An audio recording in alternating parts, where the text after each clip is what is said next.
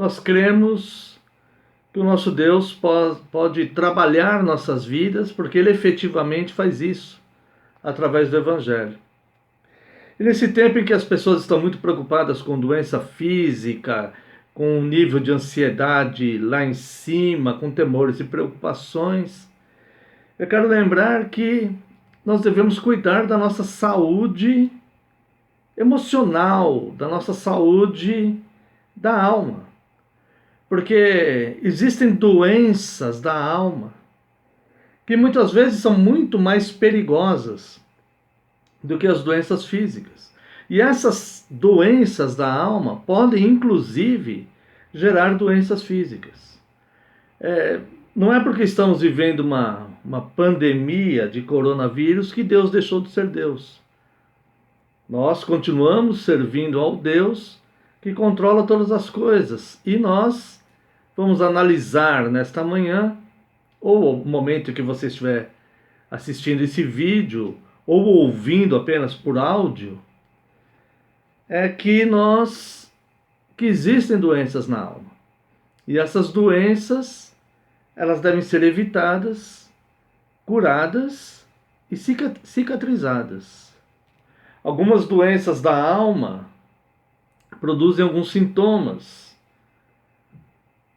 Solidão, mesmo cercado por pessoas. Algumas pessoas se sentem totalmente sozinhas, mesmo que tenha várias pessoas ao seu redor. E esta solidão pode gerar essas doenças na alma. Frustrações, depressões, são desânimos, decepções, causam doença na alma.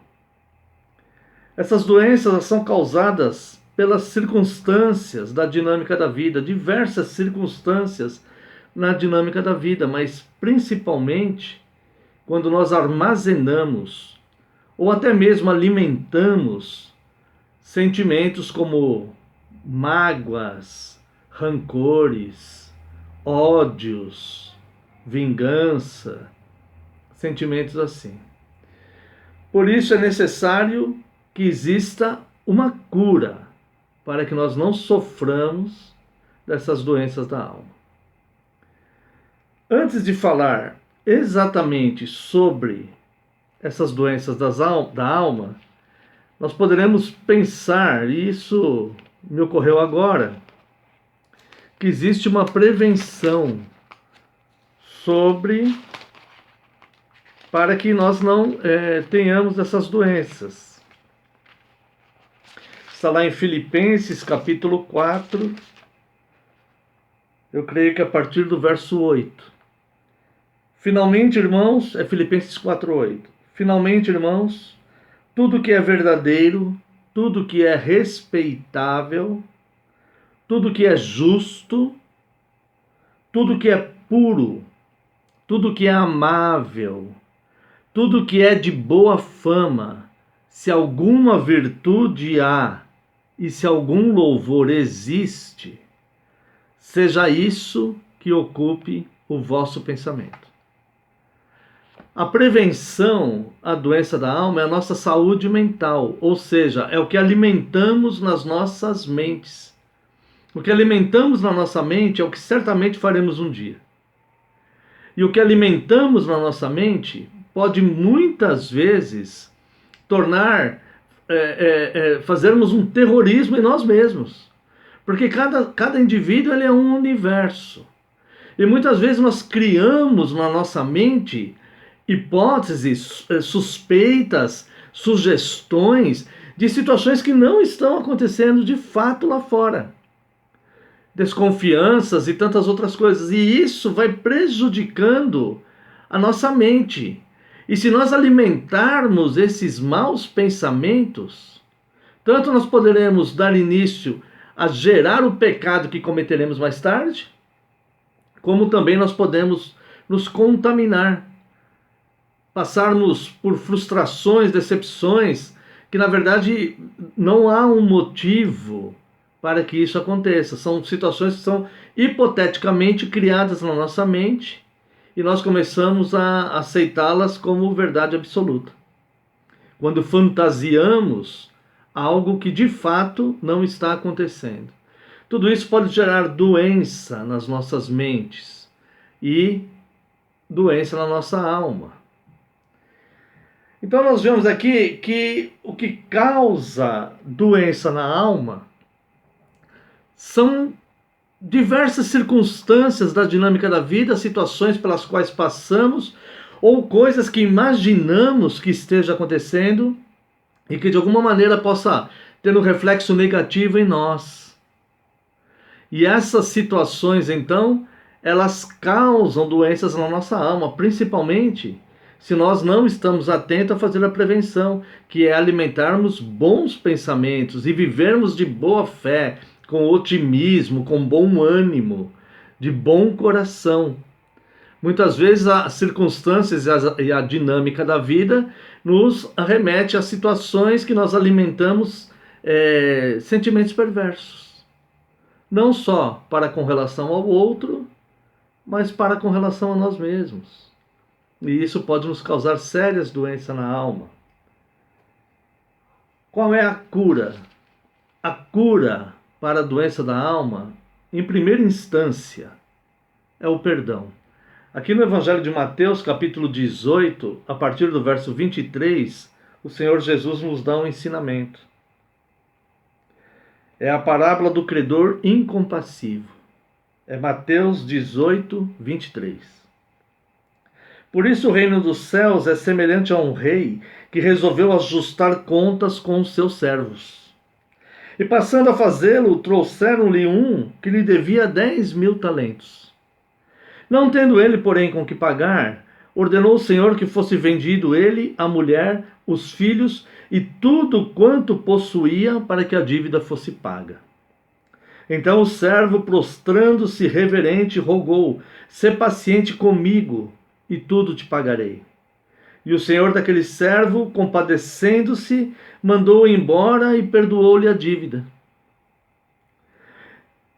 Saindo, porém, aquele servo encontrou um dos seus conservos, que lhe devia 100 denários, e agarrando-o, sufocava, dizendo: paga-me o que me deves.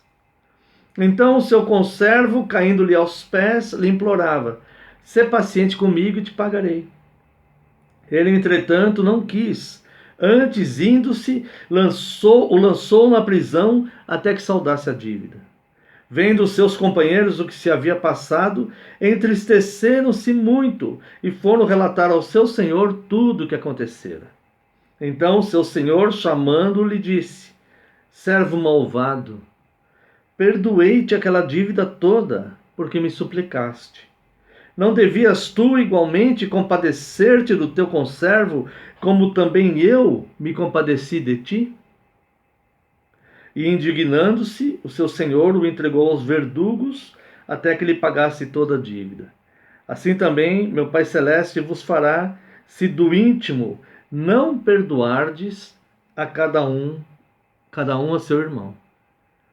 Se no íntimo nós não perdoarmos aqueles que nos devem, ou aqueles que nos ofendem, ou aqueles que nos causaram algum mal, seja lá o que for, que gerou em nós a falta de perdão, se nós não perdoarmos, nós seremos entregues aos verdugos. Verdugo é aquele... tem um outro nome também, que agora não me ocorre, quando alguém era condenado à morte, aquele que torturava ou que executava, era o executor, vamos dizer assim, de sentenças, né? Ou de tortura, ou até mesmo a pena capital, a pena de morte.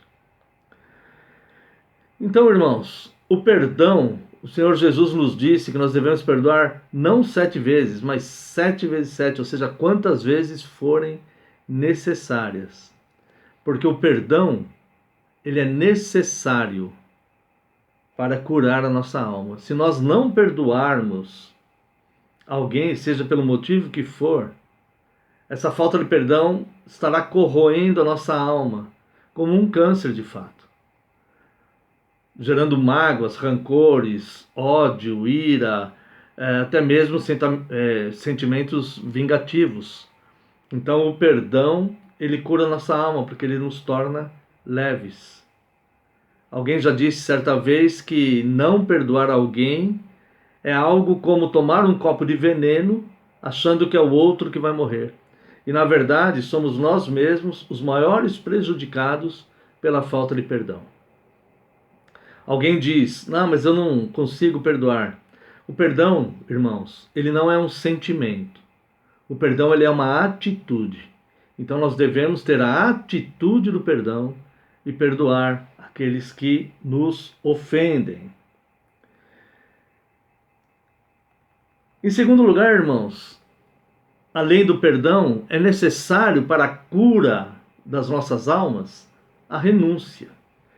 Se nós abrirmos lá em Lucas, capítulo 14, verso 33, Evangelho de Lucas, capítulo 14, verso 33,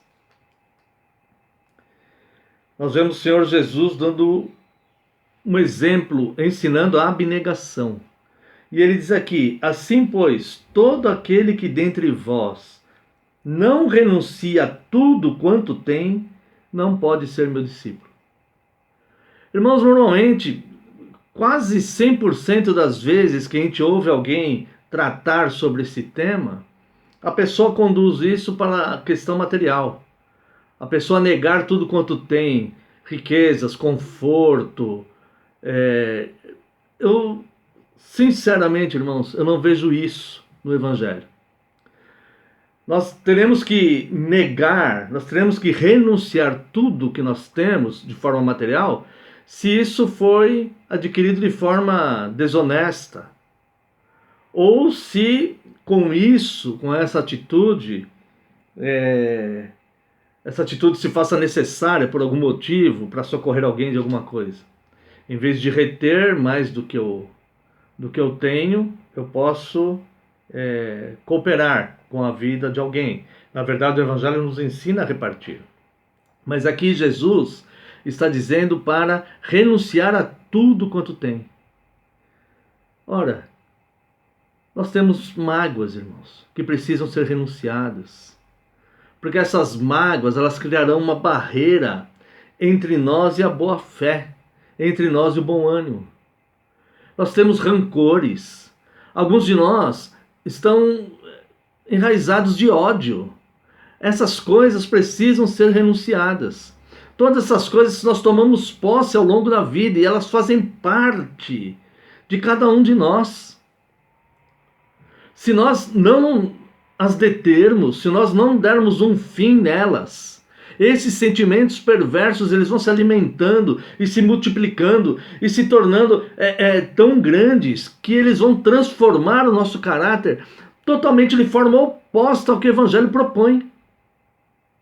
Nós não seremos mais aquelas pessoas puras, aquelas pessoas amáveis, aquelas pessoas que amam o seu próximo, aquelas pessoas que têm amor pelas almas, que têm compaixão pelas pessoas, que exerçam misericórdia, porque nós estaremos tomados de sentimentos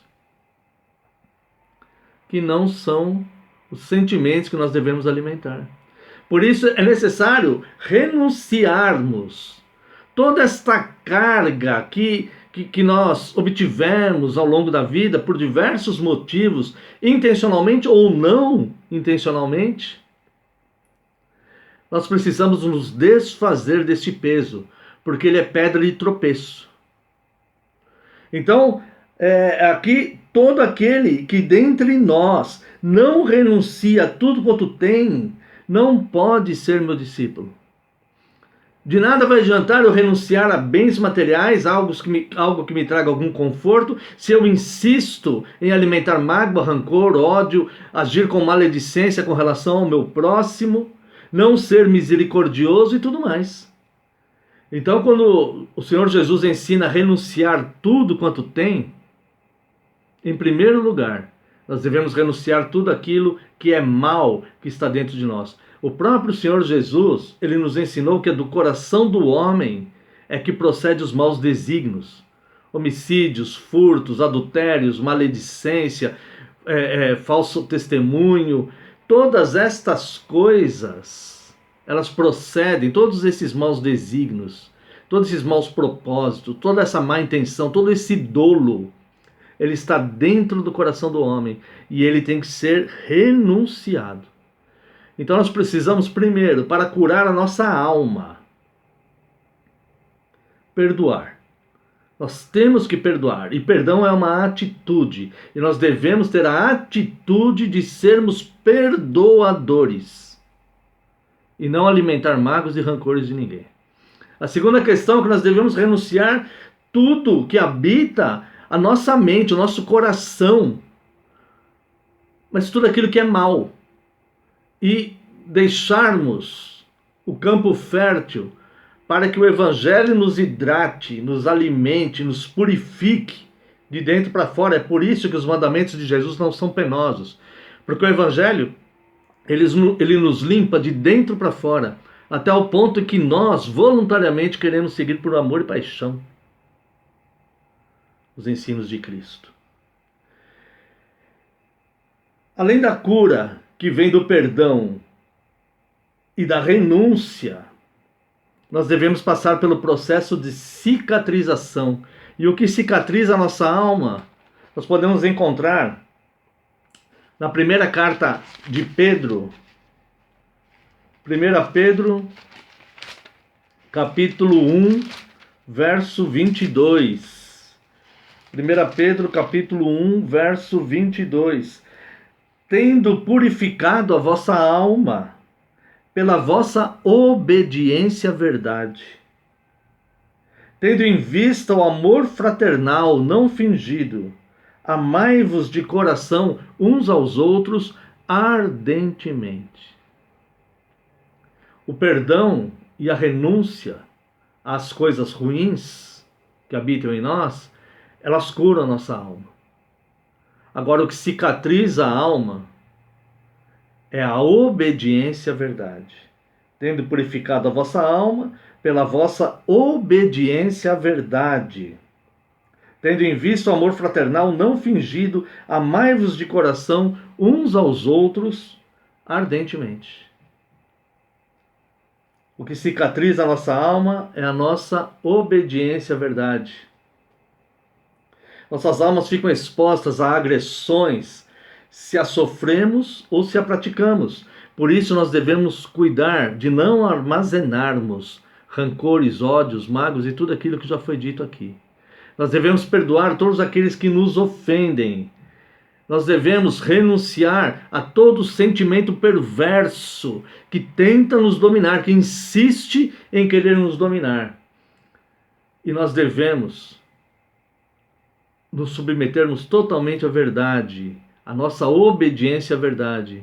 E Jesus Cristo diz: eu sou o caminho, a verdade e a vida. Eu quero encerrar essa pequena ministração dizendo que a cura para a nossa alma, e que muito pouco vai adiantar esta quarentena, mesmo se nós sobrevivermos a ela fisicamente, se nós voltarmos à ativa com a alma contaminada por todos os sentimentos maus. Porque, irmãos, não importa como morreremos. O que importa mesmo é como viveremos. Como nós viveremos após essa pandemia. Como voltaremos para a igreja. Como voltaremos para a sociedade. Como seremos cristãos de fato. Como nós vamos seguir a nossa fé cristã. É isso que importa. Com alma pura, com bom coração, com bom ânimo, com a fé renovada, vivendo de fato como mais do que vencedores, pelo amor daquele que nos chamou, aquele que nos libertou das trevas e nos transportou para o reino do Filho do amor de Deus. Para a honra e glória do nome dele, eu encerro neste momento esta pequena mensagem. Pense nisso. Deus te abençoe.